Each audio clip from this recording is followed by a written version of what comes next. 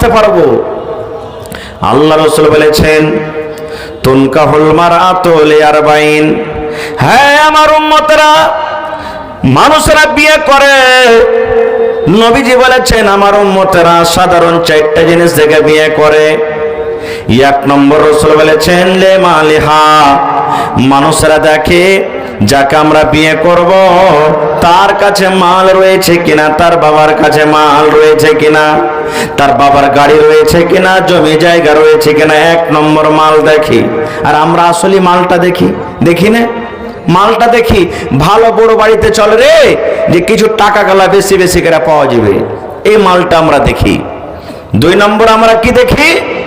নবী বলেছেন ওয়ালে হাসাবেহা, খানদান দেখে, বংশ দেখে। বড় পার্টিতে ঢুক, বড় পার্টিতে চল, বড় খানদানে চল। গ্রামে গ্রামে যদি লড়াই ঝগড়া হয়ে যায়, দরকার হতে গেলে 5টা লাঠি পেটিয়ে আমাদের জন্য সাহায্য করতে পারে। এই জন্য আমরা বংশ দেখি। কত ভাই তো বলে হ্যাঁ হ্যাঁ গ্রামে একটা কুটুম টুটুম গেলা কর না রে, সব কুটুম বাহিরে করলি, দরকার হইতে গেলে লাঠি ঠেঙ্গা নিয়ে কেদাল হইবে সমাতে। তখন আমরা কি করি? এই গ্রামে একটা ভালো দেখে একটা কুটুম করি। 3 নম্বরে রাসূল বলেছেন হে আমার উম্মতেরা, মানুষেরা দেখে ওয়ালি জামালেহা, যাকে আপনি বিয়ে করবেন দেখতে শুনতে কেমন, সে সৌন্দর্য আছে কিনা, রূপ চেহারা কেমন, ঠিক আছে দেখতে হবে, ভালো কথা। 4 নম্বর নবী বলেছেন মানুষেরা দেখে বলে দিনহা, সে মেয়ে ছেলের মধ্যে দিনদারি আছে কিনা। প্রথমে হলো মাল, দ্বিতীয় হলো বংশ, 3 নম্বর রাসূল বলেছেন সৌন্দর্য, 4 নম্বর আমরা দেখি কি? তার দিনদারি।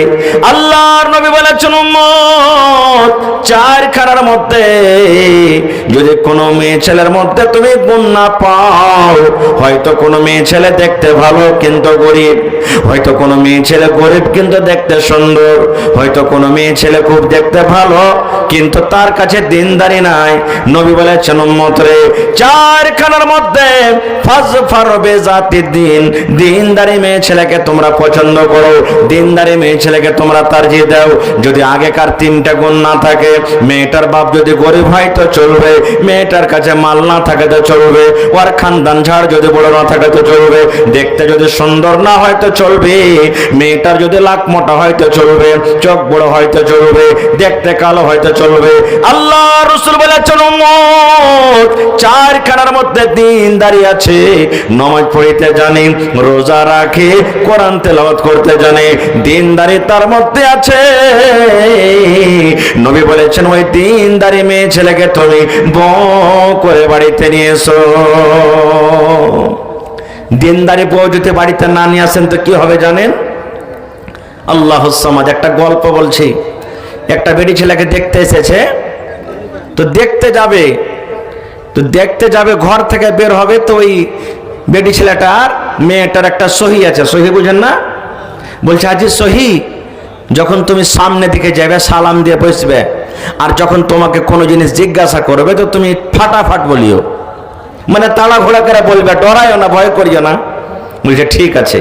এই ভুচলি বেটি ছেলে ভাই সামনে গেছে, সালাম দিয়ে বসেছে। বসার পর তখন ও যারা দেখতে এসেছে ওরা বলছে হ্যাঁ রে বাবা তোমার নাম কি? তোর মনে পড়ে গেছে যে আমার সহিতে বলেছে ফাটাফাট বলিস। তখন ওকে যখন জিজ্ঞাসা করেছে বাবা তোমার নাম কি, বলছে আমার নাম হলো ফাটাফাট। মানুষের অবাক যে মানুষের নাম কি ফাটাফাট হয়? বলছে চলো ঠিক আছে। বলছে তোমার আব্বার নাম কি? বলছে ফাটাফাট। বলছে কতখানি পড়ালেখা করেছো? বলছে ফাটাফাট। বলেন তো এরকম যদি বেটি ছেলেকে বউ করে বাড়িতে নিয়ে আসেন, জীবনটা আপনার সুখে কাটবে? আপনি 1 লক্ষ টাকা মাসে ইনকাম করেন, স্ত্রীটা যদি নেককার দিনদার না হয়, জীবনটা আপনার সুখে কাটবে না। সব দিন আপনার জীবনটা কষ্টতে কাটবে, সব দিন কষ্টতে কাটবে। এই জন্য ভাই টাকার দিকে যান না।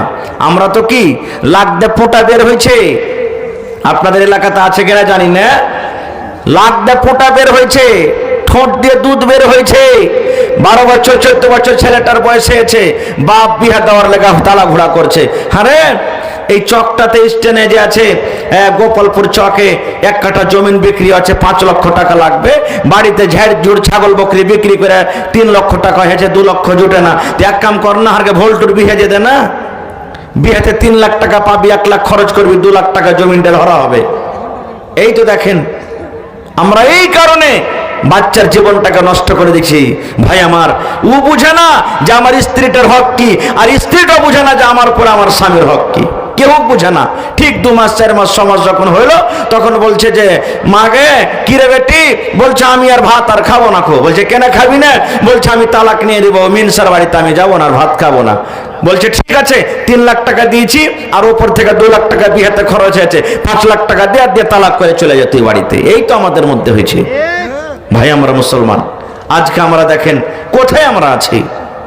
তো জাহান্নাম থেকে বাঁচতে হবে, প্রথমে নেককার স্ত্রীকে বাড়িতে নিয়ে আসতে হবে, যেখানে আমরা নেককার স্ত্রী বাড়িতে নিয়ে আসি না। বিয়ে কেমন হয়, বিয়ে কিভাবে হয়, আমি সমস্ত কথাকে ছেড়ে দিলাম, সময় খুব কম। আল্লাহ রাসূল বলেছেন, হে আমার উম্মতরা তোমরা শুনে নাও, নতুন বউকে নিয়ে তুমি যখন ঘরের মধ্যে যাবে, তোমার স্ত্রীটা তোমার জন্য পালঙ্কে বসে থাকবে, তোমার জন্য পালঙ্কে রেডি হয়ে থাকবে, তোমার জন্য চোখের ওপরে বসে থাকবে। এবার সালাম দিয়ে তোমার বিবির ঘরের ভিতরে তুমি ঢুকে যাও, আর ঢোকা পর তোমার বিবির পাঞ্জরে বসে যাও। নতুন স্ত্রী, নতুন বউ, তোমার বিবির পাঞ্জরে তুমি বসে যাও। আল্লাহর নবী বলেছেন, উম্মত তোমার এই বিবির কপালের ওপরে এই চুলগুলা রয়েছে, এই চুলগুলার মধ্যে 2টা 3টে 4টে 5টা চুল তুমি এরকম ভাবে ধরে নাও, আর ধরার পর এখানে একটা দোয়া পড়িতে হবে। কি দোয়াটা? আল্লাহুম্মা ইন্নী আসআলুকা খাইরাহা ওয়া খাইরা মা জাবালতা আলাইহি ওয়া আউযু বিকা মিন শাররিহা ওয়া শাররি মা জাবালতা আলাইহি। কি দোয়াটা পড়বেন? নতুন বউ, নতুন বেবি আপনার ঘরের ভিতরে আছে, বেবির কপালের উপরে চুল ধরবেন, আর ধরার পর এই দোয়াটা পড়বেন, আল্লাহুম্মা ইন্নী আসআলুকা খাইরাহা ওয়া খাইরা মা জাবালতা আলাইহি ওয়া আউযু বিকা মিন শাররিহা ওয়া শাররি মা জাবালতা আলাইহি। ইমানদারের সাথে বলেন তো, কয়টা লোক পড়েছি দোয়াটা? হালাদ্রি। তারপরে নবী বলেছেন, উম্মত এবারে তোমার বিবির সাথে যখন তুমি মিলামিশা করবে, শুধু প্রথম রাত নয় রে, প্রথম রাত নয়, জীবনে যতবার তোমার বিবির কাছে তুমি যাবে, তোমার বিবির সাথে তুমি মিলামিশা করবে জীবনে রে, অতবার বিবির সাথে মিলার আগে আগে তোমাকে কিন্তু দোয়াটা পড়িতে হবে। কি দোয়াটা? বিসমিল্লাহি আল্লাহুম্মা জান্নিবিনা শাইতান ওয়া জান্নিবিশ শাইতানা মা রাযাকতানা। বিসমিল্লাহি আল্লাহুম্মা জান্নিবিনা শাইতান ওয়া জান্নিবিশ শাইতানা মা রাযাকতানা। এই দোয়াটা আপনাকে পড়িতে হবে। পড়ার পর স্ত্রীর সাথে আপনাকে সহবাস করতে হবে। এই মুসলমান, এবারে বলবেন মাওলানা দোয়া জানি না, দোয়াটা আমরা জীবনে কোনোদিন পড়ি না। কত ভাই আছেন দোয়া জানে না, দোয়া পড়েনি, বিনা দোয়াতে বিবির সাথে মিলামিশা করেছেন। কে 5টা ছেলের বাবা, কে 7টা ছেলের বাবা, কে 10টা ছেলের বাবা, কে 2টা ছেলে মেয়ের বাবা। বলবেন মাওলানা কি নোকসান, কি ক্ষতি আছে বিনা দোয়াতে যে আমরা জীবনটা কাটিয়ে দিলাম, কি আমাদের গুনাহ আছে? আমার কথা নয়, দয়ার নবী বলেছেন, উম্মত রে ইয়া তো তোমাদের ক্ষতি আছে, ইয়া তো তোমাদের নোকসান আছে। যতবার তোমার বিবির কাছে তুমি মিলামিশা করেছো, যতবার তুমি বিনা দোয়াতে তোমার বিবির কাছে গিয়েছো, অতবার তোমার সাথে সাথে শয়তান তোমার বিবির কাছে গিয়েছে। দেখেন জীবনে কত ক্ষতি হলো। ওই রাতে যদি বাচ্চাটা যদি হয়ে যায়, এখনই তো শয়তান কবজা করে নিলে, আর শয়তান যে বাচ্চার পরে হাবি হয়ে গেল, সেই বাচ্চাটা আগে চলে ভাই বলেন দিনদার নেককার হইতে পারবে? পারবে না। আজকে আমরা কি করি?